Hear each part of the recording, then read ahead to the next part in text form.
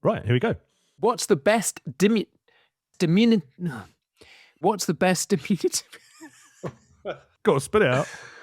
No, I'm just going to change it. The Tyre Kickers, classic car chat with Max and Matt.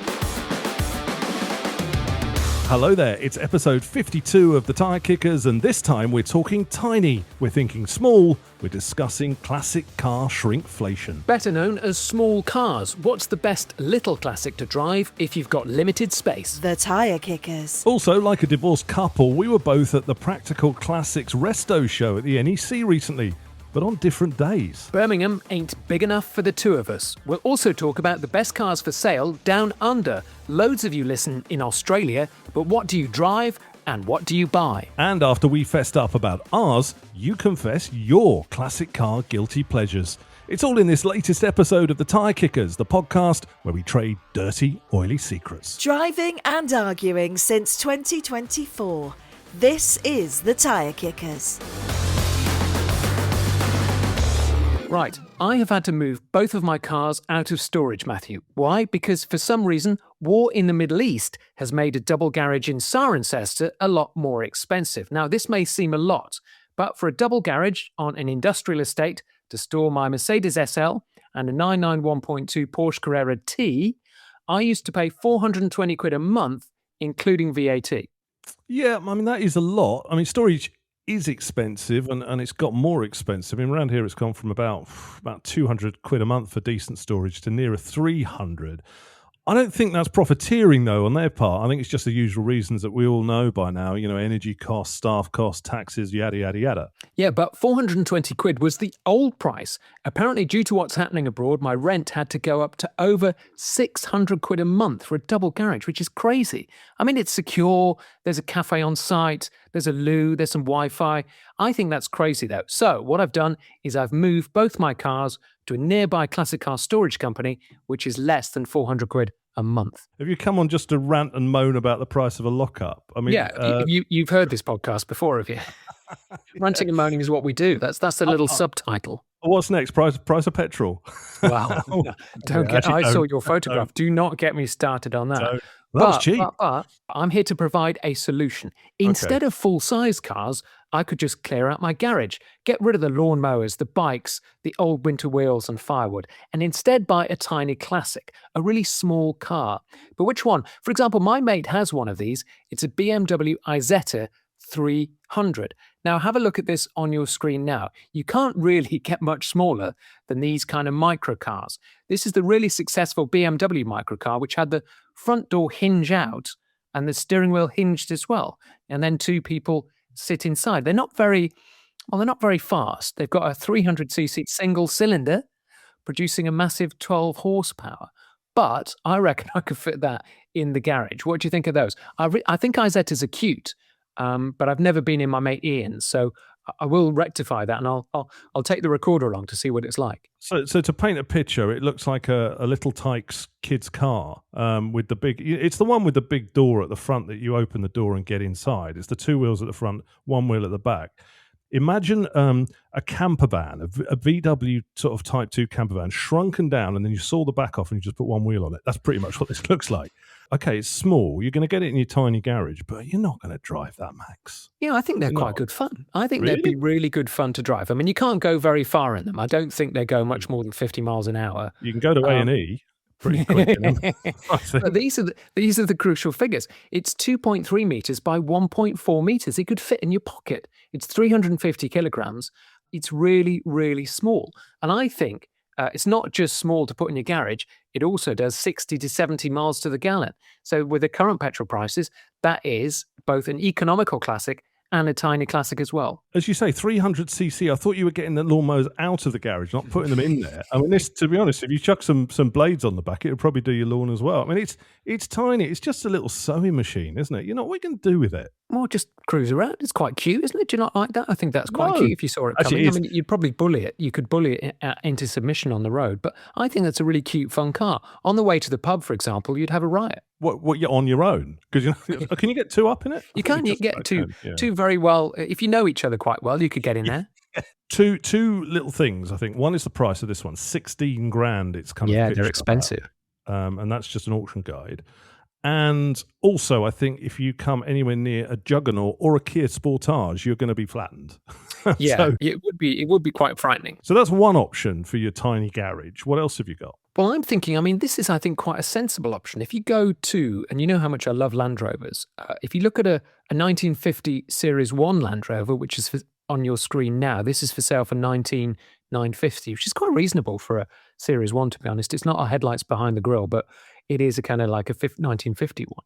These are quite small because if you look at the pictures, you can take the tops off the doors, you can fold the windscreen down, and you can take the canvas tilt off, which means that the dimensions of it are quite neat.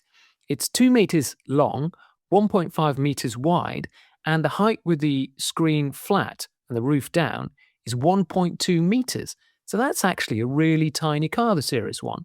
And when you look at the pictures, you can see it's virtually nothing, but you still get that kind of full-size Land Rover feel to it. And actually, for 19,950, this one's absolutely mint. That's not bad money.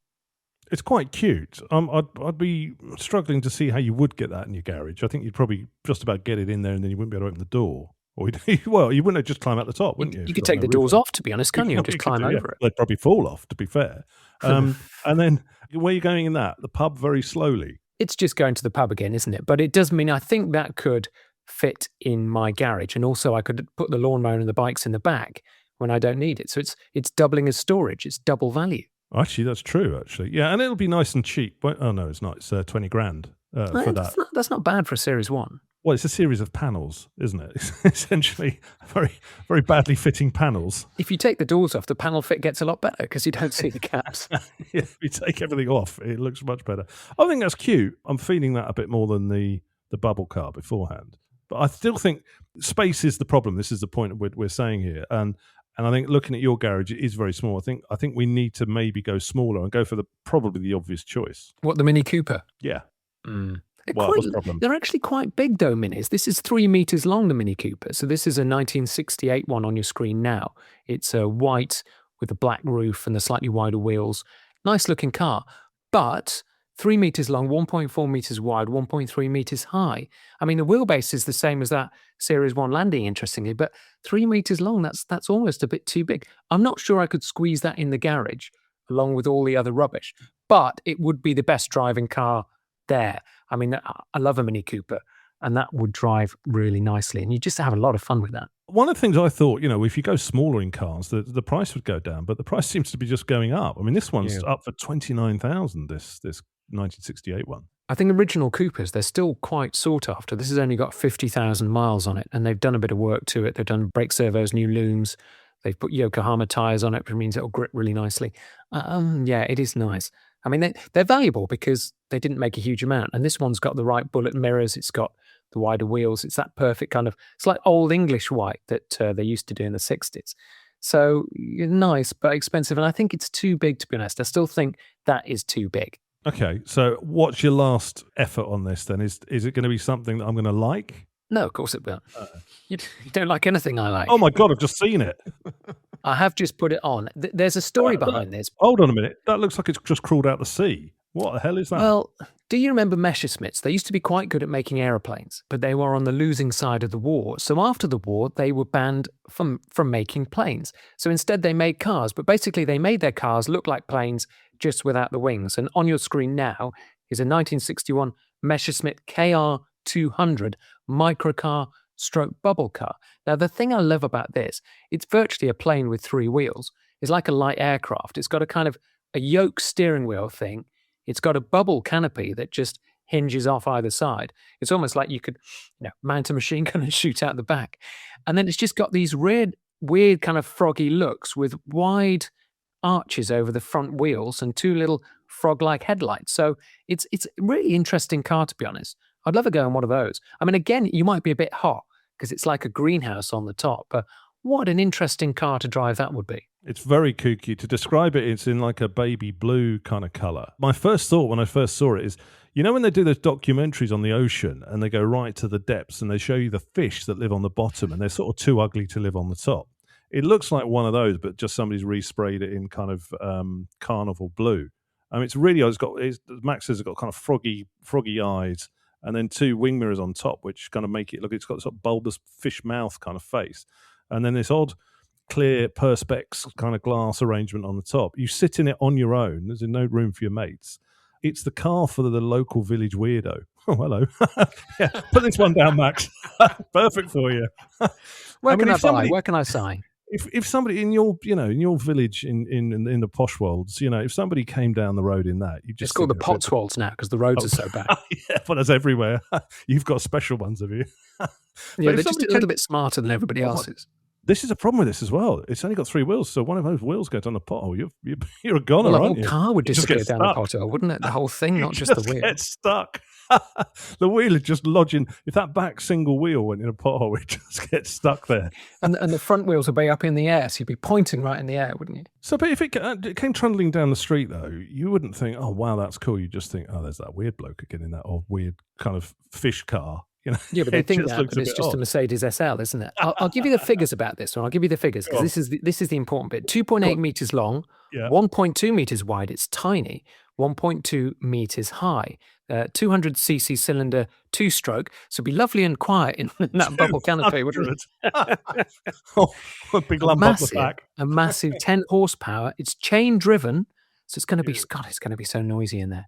And 55 to 60 miles an hour if you are brave enough. The best thing I think I like about this, though, is that if you used to read all those kind of like comics, those Second World War comics, and you saw those Messerschmitt, I think, were they BF 109s?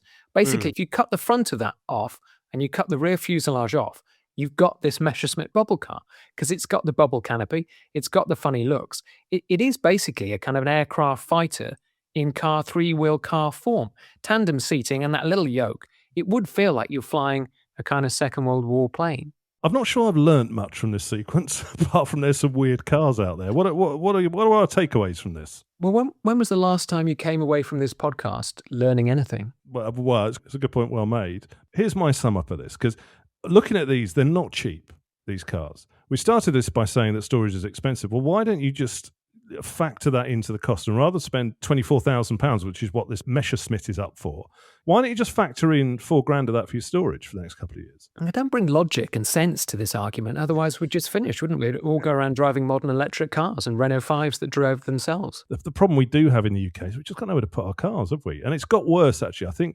I was thinking about this, actually, while you were talking, that you used to be able to rent a garage cheap, didn't you? And that's really difficult now, isn't it? You try it in your local town. Go to the council and ask them if you can rent a garage. I did it like a couple of years ago, and they just sort of like shrugged at me because I think they've either sort of filled them up, flogged them off, or whatever. But you used to be able to rent those for like £10 a week or something, didn't you? Those garages. Yeah, those were the good old days, and you could ram any old kind of rubbish in there. I kind of think maybe these aren't a great idea, apart from maybe I suppose the Series 1 Land Rover. You get the most fun out of that because you could put people in the back, but you couldn't put people in the back of the Messerschmitt because they'd have to be the rear gunner. Okay, so it's episode 52 of the Tie Kickers. Good to have you along. Now, Max and I were both at the NEC Classic Resto show. Did you go? Well, we went, but we went on different days. You went on Thursday to do the Iconics auction preview video, Max, didn't you? And that's on YouTube if you want to watch that. And I was there on Sunday, so we were sort of safely apart by 3 days and a couple of 100 miles. Those are the exact terms of the court order that you wanted, though. Yeah, that's true. Yeah, cease and desist. I don't know how much you had a chance to look around, but I felt it was a bit of a quieter show this year. And I'm talking to some of the people on the stands, the club stands, and that sort of stuff. And they said, well, it was a little bit quiet. There were not many people as they thought there would be. I mean, because the November show was rammed, wasn't it? I think they're quite different shows, though, aren't they? Because the November show is about looking at shiny metal, and the show that we went to, the Practical Classic show, is a little bit more about welders and spanners and stuff. So I think there's just a narrow market of people who go to it, to be honest. And it wasn't as big as the kind of November show. And I did notice there didn't seem to be as many stall holders. But, if you need that kind of bit or grommet or welder and stuff, that is a really good show to go to because you can virtually get anything. Yeah, it's a good point, actually. I wonder if the November show appeals to people who want a classic car as well as people who own classic cars. And this one appeals to people more who just have a classic car because, I went and I had a shopping list of things I wanted to get in terms of parts. I ended up buying did you get anything? I got most random stuff. So I went looking for a mirror from a Stag, a rear view mirror, a relay, and a couple of other like bits. I came away with 2 flat caps and some hose accessories for the garden hose, and Okay. a kneeling pad. I thought you said and- hosiery then. It's hosiery, a kneeling pad, and a couple of books. So it was a little You've bit got a random. kneeling pad. You've got a kneeling. But you used to take the mick out of me with my kneeler that I used in the garden, and you've got a kneeling. It's not for gardening. No, it's because I was on my knees with the car. I'd like to point out I was on my knees with the car a couple of days earlier, and I thought, oh God, this hurts. As I was sort of hunkered down trying to look at this indicator relay thing that had broken. And I just thought, God, I've come to that point where I do need a kneeling pad, so I bought one of those. The Tyre Kickers. Yeah, so you got a chance to have a look at the cars before anybody else. So what did you pick? I did. Well, here's a few picks. I mean, first of all, here is a Renault 5 GT Turbo Raider, which was the runner Renault 5 turbos. This was guided at 8 to 12,000. Now, it's a barn find, and you know how people fall for barn finds. I mean, this was a 50,000-mile car. It had been pushed into storage in 2010. The owner had very sadly died. So the family's pulled it out of storage and put it up for auction. Now, it's complete. It did run when it was put into storage. It's looking a bit tired. It's got some barn find genuine dust on it, but it's nice and it's super rare. Now, that was guided for 8 to 12,000, and that sold for £25,875. Yeah, that's a lot of money. Obviously, people wanted it. I like as well that you're selfless. What did you say? What did you call me?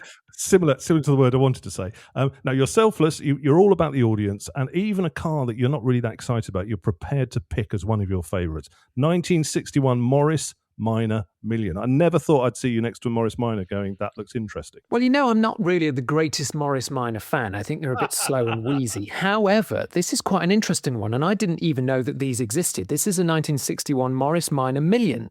So this was made to celebrate, guess what, the millionth Morris Minor made. I think they made 1.6 million of them in total. So this was actually quite an interesting car. It's lilac, better known as pink, and it's got white leather interior. This is out of the factory. This is how it came. And what's really interesting about this car is it's got Morris Minor Million badges on it. So if you look closely at picture 3, you can see the number 1 and 6 zeros on the back and on the side. So it's got a really interesting kind of production history story to it, this. I think the first one of these was given to the designer, and then they made 300 of them. So there's not that many around, but actually just an interesting kind of 1960s British automotive piece of history. Oh, the thing on the back, the 1 and the 6 noughts. I thought that was its 0 to 60 time. It's still going, yeah. No, I think these are cool. If you're going to own a Morris Minor, I like Morris Minors. We've talked about them in previous shows. I'm a fan of Morris Minors. I think they're really cute. I think if you're going to own a cute Morris Minor, this is a really good one to get because it's got that extra bit of cachet of being the millionth, part of the millionth sort of run out of these. It's a unique colour. And this one's in good condition. How did it do on the day? It did all right, actually. I mean, it was guided for 15 to 18, but actually made 12,600, which is quite strong money for a two-door 948cc 1961 Morris Minor, but it is special. The only thing is, you could just be seen as you're driving around in a pink Morris Minor. But I think it's got a really interesting story behind it. It's important that we sent you on your own to do this because you actually do the facts and figures, and you also do the cars that have a sort of a bit of story to it. I would have walked past this one, to be honest. 2001 BMW M5 E39 Shrug, so what? But yeah, E39 BMW M5. This is going to be one of the big collector's cars of the future, trust me, because they didn't make that many. Lots of them have been written off because they go really quickly and go sideways. People have shoved them into bushes and into roundabouts. And actually, this car was a really nice one. It was a BMW Park Lane car, still with a Park Lane sticker on the back, which is nice. It was in black. Some of the interiors on these E39 M5s are a bit gaudy. They're a bit kind of duo tone and odd colours in them. This was a black on black with a lovely sterling silver wheels. I think it was 89,000 miles and stuff. Absolute beauty, this one. It was guided for, I'm just going to click back on what the screen says, guided for... Just checking his notes here. 20 to 25,000 and sold for 23,000, so right in the middle. But, BMW M5s, the E39s, they drive amazingly. I would say they're the best saloon sports car ever. Last episode we talked about pop-up headlight heroes, and this next car was one that was featured on that Lotus Esprit S3 Series 3 Turbo. This was 1985, 39,000 miles, knocking on the door of 40,000 miles. In blue, you rated this one. Why and what did it go for?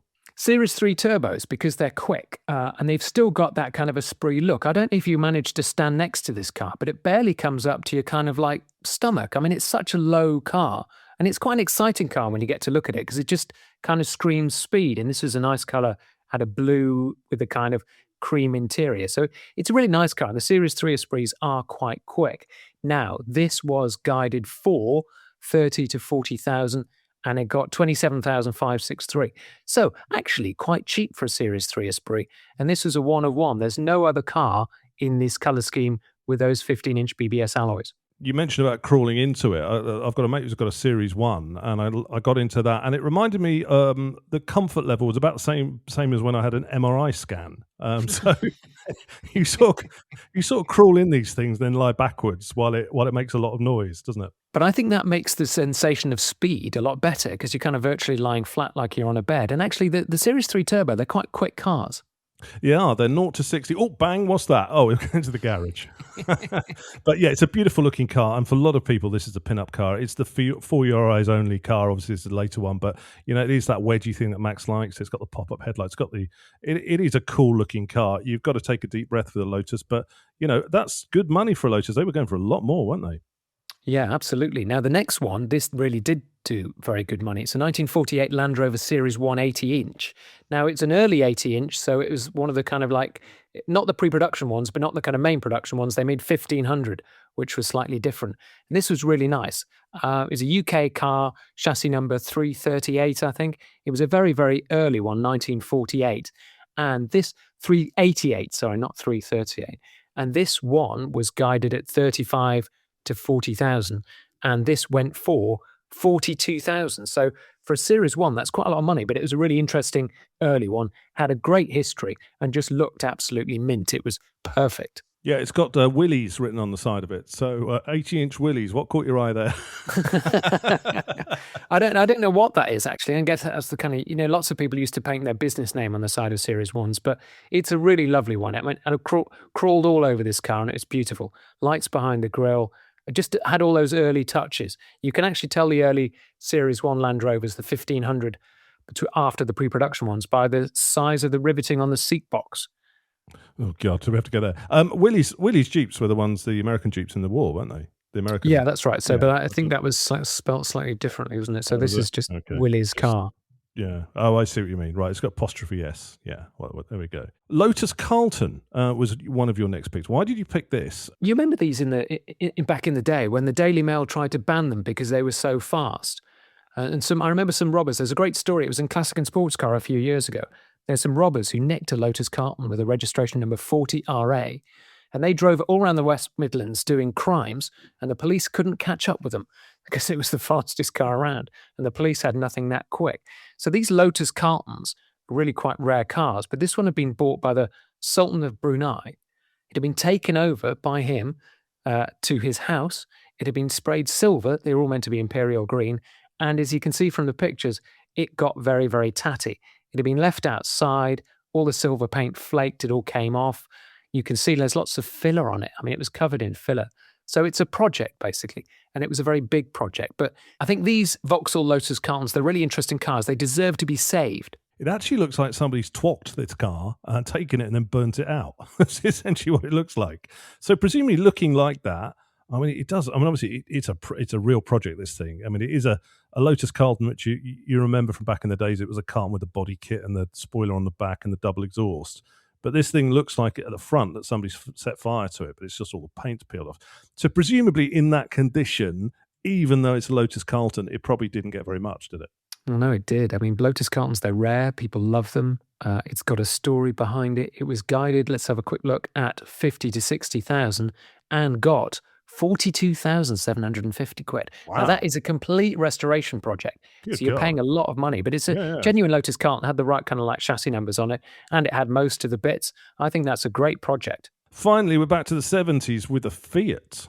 Great car, this. I think for me, this was the steal of the show because it's a Fiat 124 Sport. So, you know, there's lots of Fiat 124 Spiders left-hand drive. This is a Fiat 124 Sport right-hand drive, original right-hand drive. It was in that lovely kind of silver, had a blue velour interior, lots of restoration work done on this. I mean, if you look at the pictures now, it's like a mini kind of Fiat Dino. It's a beautiful looking car.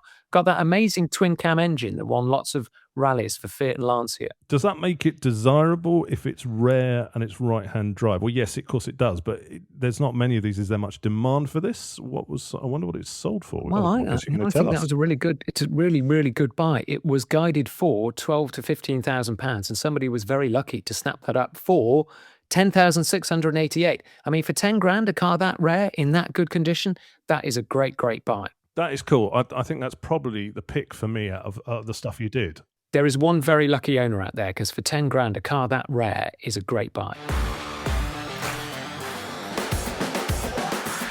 Episode 52, 5 and 2, it's the Tyre Kickers. And Max, what have you been up to? Well, on Sunday, it was a gorgeous day, so I went to the Classic Motor Hub First Coffee and Classics of the Year in Bybury. Now, I did notice, I put a few pictures on Instagram, there's lots of yellow cars around us. There are a yellow Frog Eye Sprite, yellow Corvette, yellow Ferrari 308 GT4, and a yellow Dino. I mean, I haven't seen many yellow cars, but actually, I think they look pretty good. I think it was the sunshine. Sunshine brings out the best in yellow.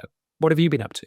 I bought my Drive It Day rally plate last night. You know, that's coming up on the 26th of April. Drive It Day, it's a fundraiser thing. It's a sort of kick-off to the start of the season, really.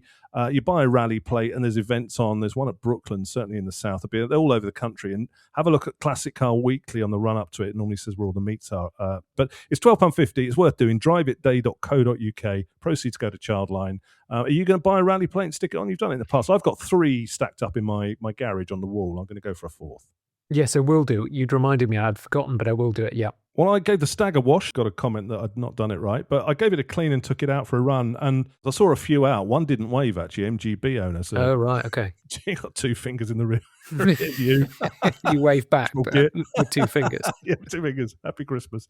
The car's looking really good, Max. I'm really pleased with it. It's driving really, really well. It's got a little drippy bit of oil, but we'll gloss over that. I wouldn't worry about that, as long as it's not much. Is it, how much do you put in every time you drive it? Is the dipstick low or not? Only about 5 litres. No, it's fine. It's not too bad.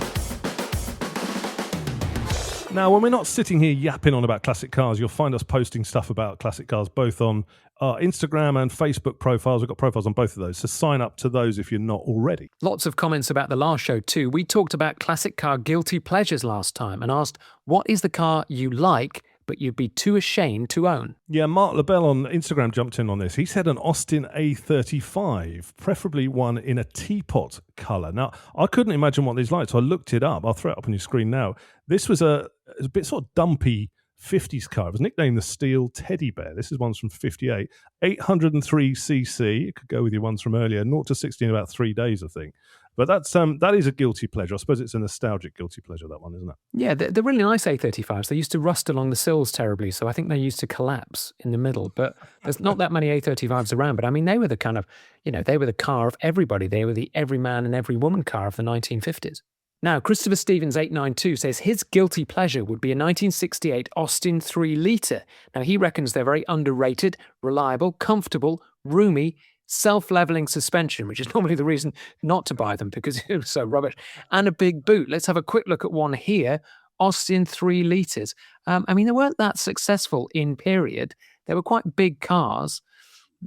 I do like them, but they're not the prettiest. I was going to ask you about this because to me, it looked either like a Land Crab or a stretched maxi limo. It's the big Land Crab, basically. It's the 3 litre version of it. I think they used the Land Crab doors, which is why it looks a bit odd.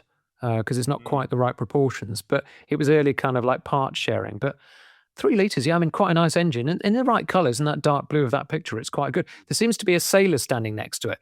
But knowing those cars, those Austins of the 60s and 70s, if that's near the sea, that will be rusting even as we speak. Yeah, it's literally disintegrating as you're looking. He's watching it and rust away. There seems to be a theme with sort of bland cars on these guilty pleasures, because over on Instagram, Big Bike Mike 77 says his guilty pleasure is an MG 1300. When I first saw that, I thought, oh, an MGB. But no, it's not, is it? He said that they didn't sell these saloon cars where he lived, but he wants one for some reason. These are the sort of dumpy, frumpy saloons, aren't they? Yeah, this is the one that John Cleese beat up with a branch. Do you remember that? I can't remember. Yeah. What was that? That was a fish called Wanda, was it? Yeah, no, yeah, I think it was. Yeah, we all know the scene. Was it Faulty Towers? I can't remember. It looks like, is it the pimped up version of the Austin 1100? Yeah, it is. Yeah, but it had you remember it had the Vanden Plas, and then they had the MG version with just a bigger grille on it, because that was the sporting one. I think it was virtually the same car, but it was meant to be sporting. Bringing it more up to date, Lee Hussein said he's always held the Renault Fuego as a guilty pleasure. He says he always wanted one back in the day. So did I, actually. They were sort of quite futuristic, sporty looking back in the day, weren't they? They were quite cool. It was like the Porsche 944, but just a bit kind of more Gallic and charming, but it wasn't very fast, was it? I think they only had 2-litre engines, those Fuegos. No, they had the big wraparound screen. We've got this one on the screen here we're looking at. It's in a sort of metallic light blue with a sheep in the background. I'm not sure what that's got to do with it. But it had the very kind of, it was very Gallic and very 80s and very sort of sharp lines and stuff, but it was quite cool because those sort of, it had the looks of a sporty coupe, it didn't really go very fast, but up the front it just looked like a sort of boring Renault, the headlights were boring Renault saloon, but there was something about it. It was quite cool at the time. I think they rusted and fell apart, actually, didn't they, most of that? Well, they fell apart anyway because it was French, wasn't it? 1980s Renaults. But actually, have a look at that picture 3. You know your rear lights. I think I recognise those rear lights, but I don't know where they come from. Do you know where those rear lights come from? Is this a test? No, because I don't know. Okay. I've got no idea. But they look familiar. They'll be off the back of a Renault 14, won't they? They'll just be out of the parts bin, won't they? They don't look like they were made for that car because they look rectangular and blocky. They're too big, aren't they? Renault 25 or something, that'd be off, I reckon. I think by the end of the show, we should do a little bit of research and find out what they're from. Would be a first. Couple of other bits. We've had some nice DMs from a few of you, including David Smith. Now, he messaged Max to say he enjoyed our feature on pop-up headlights. Oh, great. And he said, glad somebody did. He did, and he said we were right as well. He said they're a practical disaster. Yeah. He also picked up on episode 50's big debate, the best classic car ever. He says that I'm wrong to write off the 90s, as there were some very good cars about, and more to the point, he says they can be driven further and often faster than what came before. Yeah, but they all looked ugly. That was the point. Dave Reese also got in touch to say he's working his way back through our past episodes. He wanted to know about the hidden Bluetooth stereo I had in the Alpine, which I mentioned back on episode 7. See, somebody's listening. Wow. Somebody's Sorry, listening. Dave. But he's a big Land Rover fan, Max. Have a look at his list of what he's got. Oh, right. 2 Range Rover Classics. Nice. 1 P38. Yeah, P38 Range Rover. I mean, well done. That's the one that looked like the London Metro cab, but they are quite good value. 2 L322 Range Rovers, the 3.6 TDV8, fantastic. Those are going up in value. I think since we did that program saying how good they were. All bought cheap for projects, he says. Need to see somebody about that addiction. You need to see somebody with a very good supply of parts, I'm guessing. I mean, I think from that list, he's got one decent one and they're all donor cars, the rest of them. He did ask for a sticker. Do you remember we were offering out stickers about Have you got any left? I don't know where they're... Yeah, because I haven't sent them out. Oh, okay, yeah. So you've got loads left then. Well, also, I promised him one that I sent one out about 3 weeks ago and I haven't. I'm really sorry, Dave. I will do it this week. And if anybody else listening wants a sticker, shoot us a DM with your address. Just put your address, say sticker, and we'll send you one of those. It's a car sticker. You can stick it up and take a picture, stick it on our profile and all that sort of stuff. We've also had a new review. There are people still rating us on Apple Podcasts, Max. Can you believe it? Even though we just twaddle every couple of weeks. Mark NJF, thank you, Mark. He says, any drive over 30 minutes and I search out the latest Tyre Kickers podcast. Matt and Max have entertained me on many trips. Well, and it's well, no, I was going to use to say Matt. He says it's precisely the right blend of knowledge and banter. Now, I know which one I'm doing. It's and you're doing the and. Oh, yeah, you're doing the knowledge and banter. Yeah, it's basically, we're going to rename the show. It's not going to be Max and Matt. It's going to be knowledge and banter. Knowledge and banter. Which is the brightest thing we've been called for a while. Thank you. Yeah, we're always grateful for reviews, so thank you for doing that, Mark. If you can do one for us, we actually, like Mark did, we'd be really, really pleased, because what it does is it helps confuse the Gen Zs over at Apple into thinking this is like some sort of massively popular podcast.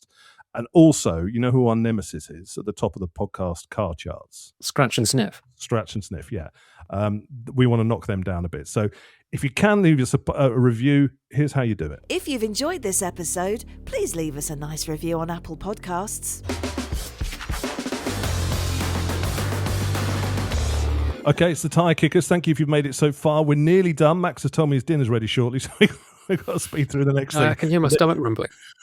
There's still one thing to talk about. We trailed it at the top of the show, and it is Australian cars. Because we talked last time about where you listen to this stream of consciousness. And it turns out, doesn't it, Max, that surprisingly, there's a wide global audience who haven't got anything better to do. And nobody is surprised more than us. We are listened to in 105 countries and 2,419 cities. Most of you are in the UK, but our second biggest listening country is Australia, with 7% of our audience listening to see if we will ever mention the England Ashes defeat, which of course we never will. So instead of talking about our classifieds, let's talk about Australia's. Now, one of our listeners, 350 Munro, put something on her Instagram account this week showing an advert for an Austin Land Crab for 18,000 Aussie dollars. Now, that's about 9,500 UK pounds. He also put a 1997 Land Rover Disco. Was up for 8,500 Aussie dollars. That's about 4,500 UK pounds. So quite expensive. Yeah, very expensive, actually. I think that might be the theme of what we're looking at, because today's exchange rate is 1.91 Australian dollars to 1 UK pound. But we'll read the prices out in UK pounds. That makes it easy for us to work out. Now, Car and Classic has 127 cars on sale in Australia today when I looked. So here are a few of them that stood out. First of all, this is a 1957 Mercedes 220 Ponton Saloon. Now, I like these. The good thing about Australia is they didn't seem to put up with any of your left-hand drive nonsense. I think most of the cars I've found are right-hand drive, even when some came from the States and they were converted. And this is a right-hand drive Mercedes Ponton. Now, I love these Mercs because they're kind of old-fashioned and staid, and they're a bit Cold War, and I think they look nice. But the downside of this is it's a Mercedes Ponton, which is pretty, normal, standard, fair, the 220S, 20 grand. Yeah, it's a lot of dosh. I mean, I don't want to be rude about this car because it is a classy old Merc, but it's the car that you'd walk past at the auction in the UK, wouldn't you? You'd just go, oh, I don't really want one of those. And you'd walk past this and go and look at a 70s one, wouldn't you? Or a 60s one. It's a bit of sort of an ugly duckling. It's a bit the sort of the dumpy one of the range, isn't it? Yeah, they were dumpy. I mean, they've got a kind of charm. It's a bit of a guilty pleasure, really, isn't it? I really do like the look of them, but again, they're kind of ugly. And also in condition as well. I mean, look at the condition of it. Go to picture 4, and it's not great. You're going to have to retrim that interior, aren't you? It's sort of falling into bits. So that's quite a lot of dosh, isn't it, for a dumpy Merc that nobody really wants over here in the UK with a retrim on the cards. Well, it is a lot, and I think this is strange, isn't it? Because on your screen now is a 1956 MGA. Now, MGAs in this country are 10 a penny. You can kind of get them for, rough ones for 15, nice ones for 20, really nice ones for 25. Now, this is a fairly standard 1956. Okay, it's a matching numbers MGA, and obviously it's been in Australia, so it's been in the heat. But this one is a massive £27,950. It's not perfect. It's just a Bogo MGA. It looks quite original, but it's a lot of money again. Yeah, it is, and it is quite Bogo as well. I mean, it's got an aftermarket stereo in it. It sort of gives you the indication. It's not some sort of showroom queen, this car. It's just a usable, everyday sort of MGA. But as you said, it's again a lot of dosh. But yeah, these are a long way from home, these cars, aren't they, I suppose? So, everything does go up in value. What else have you found? I mean, is it across the board more expensive? It does seem to be honest. I've been quite surprised. I think you've got quite a hard time in Australia because these classic cars that in the UK are relatively cheap are quite expensive. The flip side of this is, though, obviously Australia, you don't have the kind of rust that we do. So possibly your cars are in a much better condition. Now, here's a nice one. This is a Bristol 400. We do like our Bristols on this podcast because they've got a kind of great shape to them. They've got a good look to them. They're very stylish cars, Bristols, and this is a lovely one of it. This is a Bristol 400, 1949, but again, the downside is that when you look at the price, it's £40,000. Yeah, it's a lot of money. A lot of cars got renamed, didn't they? And slightly different versions. This next one, a Ford Falcon. It's a Cortina, isn't it? But it looks American Cortina. Yeah, the Ford Falcon was the kind of Australian answer to the Ford muscle cars. I think it was the first kind of Australian muscle car. I'd say that looks a bit like a Ford Zodiac from the late 60s, early 70s. This is a 69 Ford Falcon GT. Now, the Falcons were quite popular cars in Australia because they were the big kind of like muscle cars, and they were quite popular as racing cars as well. Up to 300 brake horsepower, 0 to 60 about 6 seconds. This one is, I don't really know much about my Falcons, but this is the GT. but it's a kind of Ford saloon in brown, and it's $130,000. 130,000 Australian dollars. That That's a seems a lot. lot for Yeah, a Ford saloon. it does. I mean, talking about muscle cars, what about if we wanted to go for something a bit more like American, move away from the sort of British stuff? What about like a Ford Mustang or something? What do we need to? How much money do I need to get into that? Well, a lot. Here Right. is a Ford Mustang from '65. This is a Shelby GT350 Tribute, so it's not a genuine Shelby Is that a GT350. kit, mate? Exactly, mate. But it is a kind of fairly good copy, but it's right-hand drive.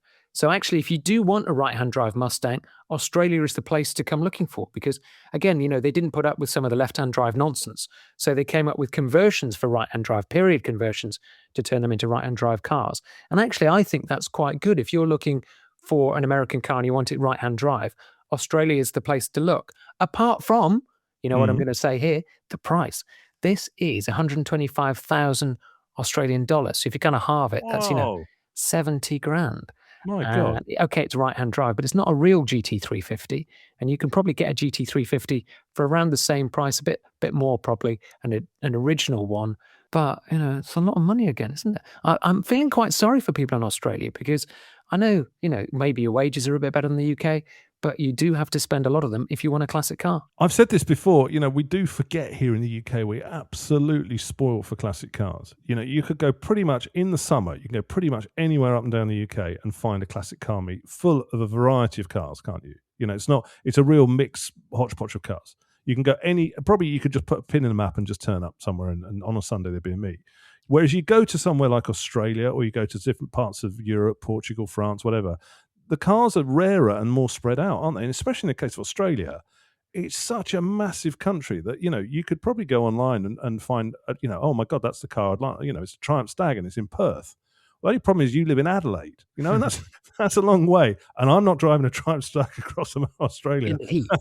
No, And we know God, what can you happens to imagine? Triumph Stags in the heat, My don't we? God, it would go up like a volcano, wouldn't it? Like, no, so I suppose you've got to wind your neck in, mate, and go in for something a little bit cheaper. So if you dial the money down, what are you going to get? I mean, if I've got 20,000 Aussie dollars, what am I getting? Not a lot, to be honest. Here's something on your screen. This is a 1971 Holden. This is the first kind of Holden we featured. And it's a Holden Kingswood, which is kind of basically a slightly big engine. It looks a bit like a Vauxhall Viva. And this one has got some kind of damage on the paintwork. It's a bit battered. I think these are the kind of taxes of the period. I mean, Australian cars are designed to go long distances and in comfort. And this would have done that in period. But kind of now it's slightly sad. And actually, this is kind of what you can afford if you're looking down the cheap end of Australia. A Holden Kingswood. Now, Australian listeners can get in touch and educate us about these. I don't know much about them, but it looks a bit sad. Sad is a bit of an understatement. I mean, it looks like a stock car is what it looks like. It looks like it's just done a demolition derby around the thing. My God, is this what? So 20 grand, so like roughly 10,000 UK pounds buys you. I mean, honestly, this is to describe it. It looks like a wreck. It looks like it should be it looks like a giant crane with a magnet should be coming to lift this up and squash it, basically, because it looks like it's tired and end of life. It's rusty on every panel. It's got a thump on every panel. It does look like it's been driven in a demolition derby at a stock car place, and that's pretty much what it looks for. But then that's 10 grand. That's a lot of dosh, isn't it, for a car that looks pretty knackered? Big money. Not a particularly interesting car, I'm feeling. What were Holden? I think I should know. Are they the Vauxhall or were they the Ford? I think they were Vauxhall. No, the Ford was Ford Australia, and then Holden was, I'm guessing it was the General Motors, isn't it? I think that's a Vauxhall Viva. Oh, it's a Vauxhall Viva. Okay. No, I think that's the equivalent. It's not. It was a kind of Australian owned car, but I think that would be around the Vauxhall Viva kind of idea. It's pretty manky on the inside as well, isn't it? I mean, I suppose if that's what you've got and that's the market and that's what you've got to get into something, you could have a bit of fun with it. But honestly, it does look like somebody would be trying to bump you off the road in it. To try, it looks like it's already happened, to be honest. I think Mad Max Ford Falcon would probably go for that. I think Australia, it's good because you don't get the rust, but it's bad because everything that survives seems to be very expensive. Hold on a minute. Have you got a picture, whatever is it, picture 4 or whatever, under the windscreen? You don't get the rust. It's rusting everywhere, this car. The front wing is rusting. Under the windscreen is rusting. I don't know where this car's been, but it's certainly not in the hot bit of Australia. You know why? Because the sun has perished that windscreen seal, which has let the water in, so that's why it's rusting. Perfect. Is this up north? I wonder if this is up in where is it? Oh, it's in South Australia. It looks like it probably was up in sort of like North Queensland somewhere. And it's like tropical. It's just rotted. I mean, it's a sad looking car. That again, it just comes back to we are so lucky in the UK in terms of the availability of what we get. You can if you live in the UK, if you just suddenly luck out and you've got 10 grand spare, you can just literally sit there on Car and Classic or another kind of website, or just go up and down the country and just pick pretty much what you want, can't you? Whereas here, you would potentially be struggling with high prices, limited supply. So yeah, I mean, Aussie. Tell us about the Aussie scene. I mean, we've not featured here sort of your everyman cars or great cars like Triumph Stacks. We've not mentioned. Tell us about the sort of like the things we talk about. MGBs. How much is an MGB? Talk. Comment on this. We'll put a post up on one of our socials. How much is a Triumph Stag? Are they easy to get? Can you get yourself a Austin Healey or something, or are you limited? It'd be really interesting to hear from our Australian listeners, and we've got quite a few. I think is it Australia number 3 or number? Yeah, I think no, it's number two behind the UK. Oh, is it? Okay, so we're popular in the UK, Australia, Ireland, and then I think it's USA, and then it's kind of all this loads and loads of different countries after that. So yeah, do let us know, because it's always fascinating to us to kind of look at cars that we've never seen. One, we don't see generally, but also like our eyes are out and stalks at the prices. That's it for this episode. Next time, it's all the switchgear and no idea. In other words, what classic car had the best stalks and switches? Last week, I saw 3 yellow classics on show. A Corvette, a Frog Eye Sprite, and a Ferrari Dino. That sounds like the start of a joke, doesn't it? They walked into the bar together.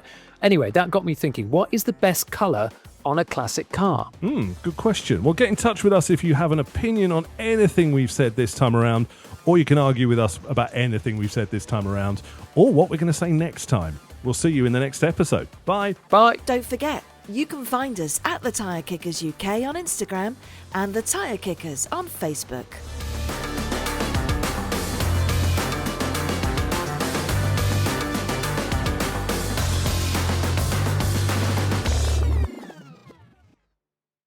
It was a good show. I felt a bit sort of sad that it wasn't.